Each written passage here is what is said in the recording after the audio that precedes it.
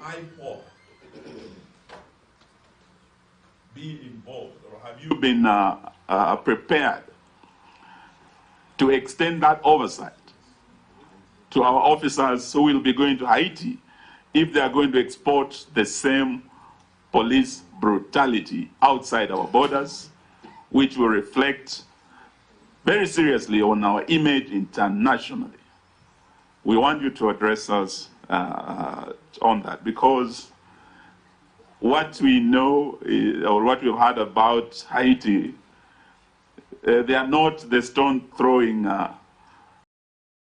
Is shielded in accordance with the spirit of Article 173 that guaranteed the judiciary fund and to ensure that there's financial autonomy. We are proposing that the budget ought to be set at the issue of the position of and the act. They do not detail the functions of the Deputy Chief Justice. And it just leaves the discretion to the Chief Justice.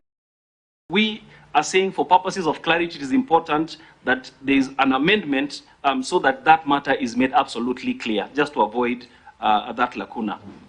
On another aspect of governance, we have the, in terms of accountability, we have the Office of the Judiciary Ombudsman, which is under the Chief Justice, but it is an internal mechanism that has been created.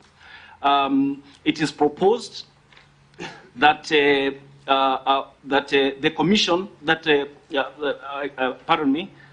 Judiciary Ombudsman within the institution is restructured, or in the alternative, it is entrenched in the Judicial Service Act, so that the Commission will then have powers to appoint ombudsman, who will then be responsible to the Commission through the Chief Justice, so that then they will have another mechanism.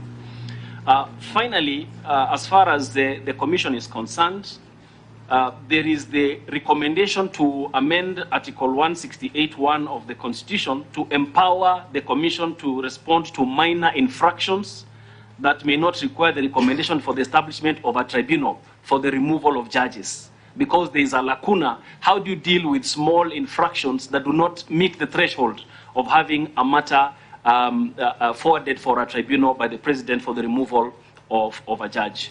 Honorable Chairs, that is the presentation on the Judicial Service Commission.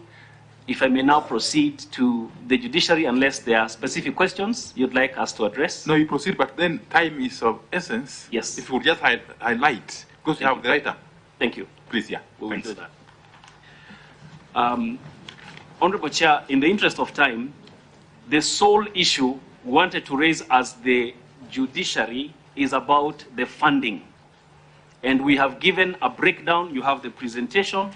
We have given a breakdown about the operationalization of the judiciary fund, which is under Article 173, as I've mentioned.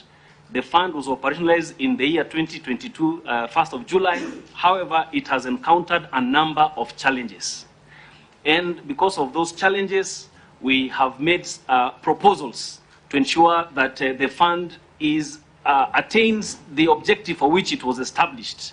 And those specific proposals, Honorable Chair, first is that given the high cost of escalation, we are recommending that our annual budget be at least 3.5% of the national budget. This is in tandem with what has been recommended by the Commission, and that this provision be entrenched in the Constitution. So we have given the reasons for the increase of the budget, and in the interest of time, Chair, following your direction, that is already provided there. The rationale, the reasoning has already been provided. The second recommendation is that we need to restrict the controller of budget in the approval of the withdrawal of funds only at the first stage from the consolidated fund to the judiciary fund.